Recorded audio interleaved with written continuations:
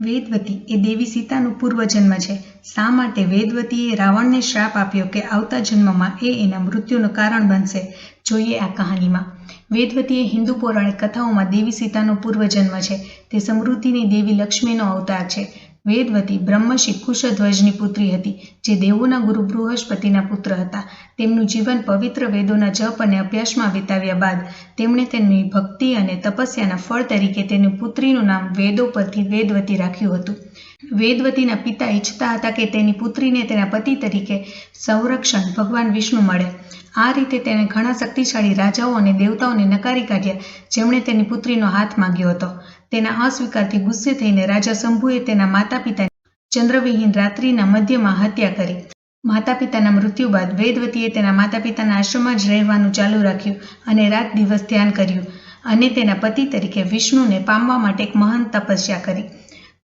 રામાયણ તેનું વર્ણન કરે છે કે તેને કાળા કાળિયારની ચામડી પહેરી હતી. તેના વાળ ઋષિઓની જટાની જેમ જાડા હતા. તે અવિભાજ્ય રીતે સુંદર દેખાતી હતી.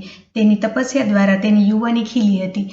એક વખત લંકાના રાજા રાવણે વેદવતીને તપસ્વીની તરીકે ધ્યાનમાં બેઠેલી જોઈ અને તેની અદ્ભુત સુંદરતાથી મોહિત થઈ ગયો. રાવણે તેની સાથે લગ્ન કરવાનો પ્રસ્તાવ મૂક્યો, પરંતુ વેદવતીએ તેના પ્રસ્તાવનો અસ્વીકાર કર્યો. રાવણે તેના વાળ પકડી લીધા અને તેના પર હુમલો કરવાનો પ્રયાસ કર્યો. ગુસ્સે ભરાયેલી વેદવતીએ રાવણને શ્રાપ આપ્યો કે તે ફરી એકવાર જન્મ લેશે અને તેના મૃત્યુનું કારણ બનશે. ત્યાર પછી તેણીએ પોતાના આસપાસના હવનમાં ઝંપલાવ્યું અને પોતાની જાતને અગ્નિદાહ આપી.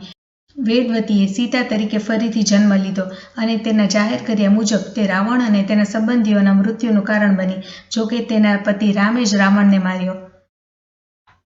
બ્રહ્મવૈવર્ત પુરાણ અનુસાર વેદવતીએ તેમની તપસ્યા દરમિયાન દેવી પાર્વતીનો સામનો કર્યો હતો. તેમની ભક્તિથી પ્રસન્ન થઈને દેવીએ વેદવતીને પોતાની પસંદગીનું વરદાન આપ્યું. વેદવતીએ પૃથ્વી પરના તેમના દરેક અવતારમાં નારાયણને તેમના પતિ તરીકે ઈચ્છ્યા અને તેમના ચરણ કમળમાં ભક્તિની માંગ કરી. વેદવતી એ લક્ષ્મીનો અવતાર છે એ વાતથી પાર્વતી વાકેફ હતા. આથી પાર્વતીએ વચન આપ્યું કે તેણે જે માગશે તે બધું જ તેને મળશે. પાર્વતીએ તેને જાણ કરી કે નારાયણ ત્રેતા યુગમાં પૃથ્વીને દુષ્ટોથી બચાવવા માટે રામનો અવતાર ધારણ કરશે અને તમે તેની પત્ની હશો. પાર્વતીની વાતથી સંતુષ્ટ થઈને લક્ષ્મીએ મિથિલા રાજ્યના એક ખેતરમાં બાળકી તરીકે પોતાનો પુનર્જન્મ લીધો, જ્યાં તેને રાજા જનકે શોધી કાઢી.